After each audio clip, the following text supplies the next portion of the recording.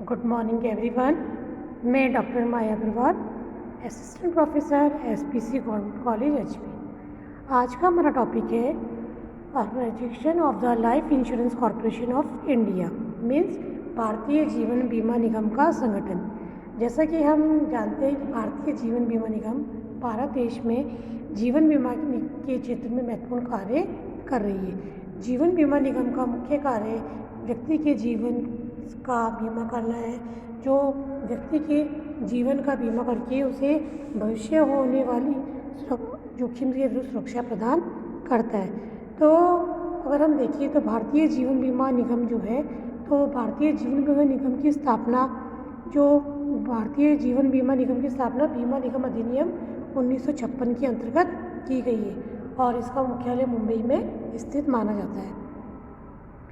अगर हम देखें तो जो निगम बनाए गए हैं, तो ये निगम एक समामिलित सार्वजनिक निगम के रूप में सरकार से पृथक वैधानिक अस्तित्व रखता है। यानी कहने का आशय है, भारतीय जीवन बीमा निगम जो है सार्वजनिक निगम के रूप में कार्य कर रहा है, जिसका कि पृथक वैधानिक अस्तित्व सरकार के पास है। इस निगम सरकार से पृथक वैधानिक अस्तित्व है। इस निगम की हम देखें तो सार्वमुद्रा होती है। सार्वमुद्रा मतलब बच्चों सील होती है। जिस तरह से एक व्यक्ति एक कंपनी की सील मानी जाती है, उसी तरह से एलआईसी की भी अपनी एक सील होती है तथा ये सभी कार्य कर सकती है, क्योंकि भारतीय जीवन बीमा निगम को ये ऐसी सभी कार्य करने की इस प्रकार की शक्ति इस अधिनियम के अंतर्गत दी गई है। मतलब भारतीय जीवन बीमा निगम जो है, इसका जो संगठन बनाया गया है, उसका जो एक्ट है 1956 उसके अंतर्गत बनाया गया है। तो जो उसकी सार्वमुद्रा जो सील होती है वो उसके हस्ताक्षर की बात ही मानी जाती है तथा कि वे सभी कार्य कर सकती है जिससे कि करने की शक्ति अधिनियम के अंतर्गत भारतीय जीवन बीमा निगम को प्रदान की गई है, क्योंकि ये अन्य निगम की तरह समावेशी संस्थाओं की बात ही कार्य करती है। उसी तरह से अपने लिए संपत्ति खरीद सकती है, बेच सकती है तथा अपने नाम में रख सकती है। और इसी प्रकार जो भारतीय जीवन बीमा निगम है, अपने दूसरे पक्षकार के विरुद्ध वाद भी प्रस्तुत कर सकती है और दूसरा पक्षकार भी इस पर वाद प्रस्तुत कर सकता है। एक तरह से अगर हम देखें तो भारतीय जीवन बीमा निगम के संगठन में वे सभी विशेषताएं पाई जाएगी जो कि एक सार्वजनिक निगम में पाई जाती है। तो कहने का आशय है कि भारतीय जीवन बीमा निगम का संगठन की हम बात करें तो भारतीय जीवन बीमा के क्षेत्र में कार्य करने के लिए एक संगठन के रूप में कार्य कर रहा है और 1956 में इसकी स्थापना की सबसे निरंतर प्रगतिशील माना जाता है और उसका मुख्यालय मुंबई में है। और क्योंकि एक निगम के रूप में स्थापित है, तो एक ये इसका पृथक वैधानिक अस्तित्व माना गया है और इसकी सार्वमुद्रा जो उसकी सील की बात ही यानी हस्ताक्षर के लिए रूप में कार्य करती है। अब हम बात करते हैं भारतीय जीवन बीमा निगम के संगठन की, तो उसके बाहरी संगठन स्वरूप के बाद हम इसकी आंतरिक संगठन स्वरूप की भी चर्चा करते हैं, क्योंकि ये तो बाहरी रूप है। अगर हम देखिए तो आंतरिक रूप से भी संगठन भारतीय जीवन बीमा निगम एक संगठन की भांति कार्य करता है। तो इस संगठन में आंतरिक रूप से जो व्यक्ति कार्य करते हैं, जो अपने उद्देश्यों को पूरा करने के लिए प्रबंधन के साथ मिलकर कार्य करते हैं, तो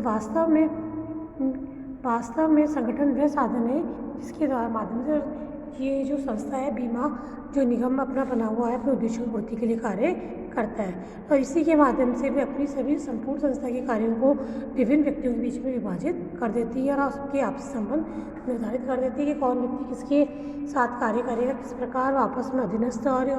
कर्मचारी के रूप में वे कार्य करेंगे। तो अगर हम आंतरिक संरचना की जीवन बीमा निगम की बात करें तो इस निगम की आंतरिक संगठन संरचना तथा इसके उद्देश्यों को कुशलतापूर्वक पूरा करने के लिए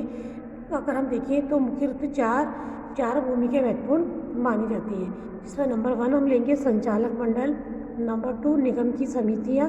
नंबर 3 निगम का अध्यक्ष और नंबर 4 प्रबंध संचालक। तो ये चारों जो प्रकार हमने देखे हैं, ये चारों की भूमिका है किसी भी जीवन बीमा निगम के संगठन में महत्वपूर्ण भूमिका निभाती है। क्योंकि संचालक मंडल अगर हम प्रथम जो हम देखें तो संचालक मंडल जो होता है किसी भी संगठन संरचना में संचालक मंडल का स्थान सर्वोपरि माना जाता है और इसी प्रकार जीवन बीमा निगम में भी संचालक मंडल का स्थान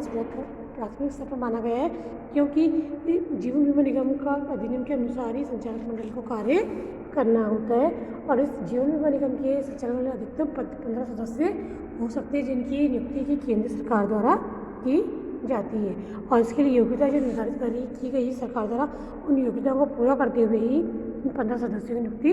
की जाती है। इसी प्रकार हम सेकंड देखिए स्टेज हम तो सेकंड स्टेप हम देखिए भूमिका के रूप में निगम की समितियाँ। निगम की समितियों की जो हम चर्चा करते हैं तो निगम की समितियाँ जो है जीवन बीमा निगम के अधिनियम धारा 19 के अंतर्गत विभिन्न निगम की समितियाँ नियुक्त करने का जीवन बीमा को अधिकार दिया गया है। तो निगम का संचालक मंडल विशेष कार्यों का नियमन नियंत्रण करने के लिए तो तथा विभिन्न निर्णयों पर मामलों में परामर्श लेने के लिए नीतियों का समितियों का गठन करता है और उसके अनुसार समितियां कार्य करती है। तो यानी जो संचालक मंडल है वो तय करेगा कि निगम की समिति कितने प्रकार की होंगी, उस समितियों में किस प्रकार के कार्य किए जाएंगे। वर्तमान में अगर हम देखें तो संचालक मंडल द्वारा निगम की कुल 4 समितियां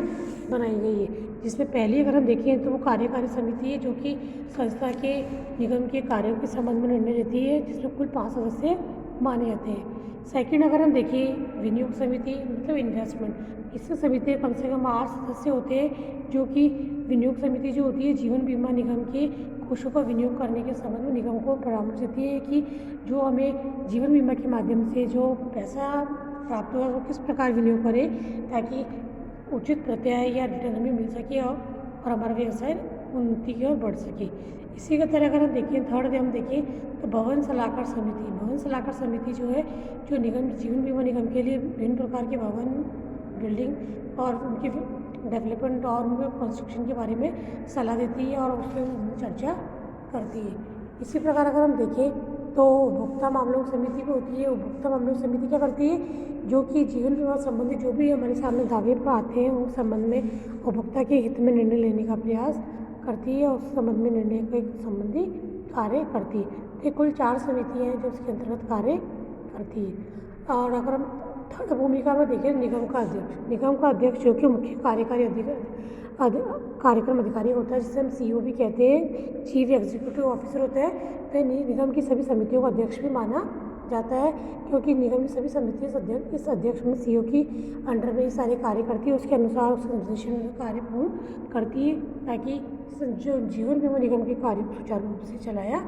जा सके। और अंतिम भूमिका अगर हम देखें तो वो है मैनेजिंग डायरेक्टर मीन्स प्रबंध संचालक जो होते हैं किसी भी जीवन बीमा निगम के पद पर नियुक्त किया जाता है, जो कि पूर्णकालीन अधिकारी होता है और ऐसे व्यक्ति का संचालक मंडल में सदस्य होना आवश्यक नहीं है। यदि वो संचालक मंडल का सदस्य नहीं है तभी वो प्रबंध संचालक बन सकता है और प्रबंध संचालक अपने सभी अधिकारों का उपयोग कर सकता है जिससे कि वो अपने कार्य आसानी से कर पाए। तो इस प्रकार बच्चों हमने देखा तो भारतीय जीवन बीमा निगम जो है अपने स्तर पर कार्य कर रही है। ये अपने आंतरिक संगठन में रहते हुए इन चारों की भूमिकाओं को साथ में लेते हुए कार्य करती है, जिसके अंतर्गत संचालक मंडल, निगम की समितियाँ, निगम का अध्यक्ष और प्रबंध संचालक के माध्यम से भारतीय जीवन बीमा निगम का संगठन का जो आंतरिक कार्य सुचारू रूप से चलता है और निरंतर अपने व्यवसाय के प्रति की प्रलगन से कार्य करते हुए अपने लक्ष्य को अधिक से अधिक व्यक्तियों का बीमा करके अधिक से अधिक बीमा व्यवसाय प्राप्त करने का प्रयास करता है। और ये भारतीय जीवन बीमा निगम का संगठन देखिए तो 4 स्तरीय संगठन है, जिसे हम केंद्रीय कार्यालय, क्षेत्रीय कार्यालय, मंडल कार्यालय और शाखा कार्यालय के नाम से जानते हैं। इन चारों के बारे में हम अगले लेक्चर में डिस्कस करेंगे। तब तक आप ये जो भारतीय जीवन बीमा निगम का जो टॉपिक आज डिस्कस किया गया इसको समझें, पढ़ें और इस पर अपने नोट्स तैयार करें।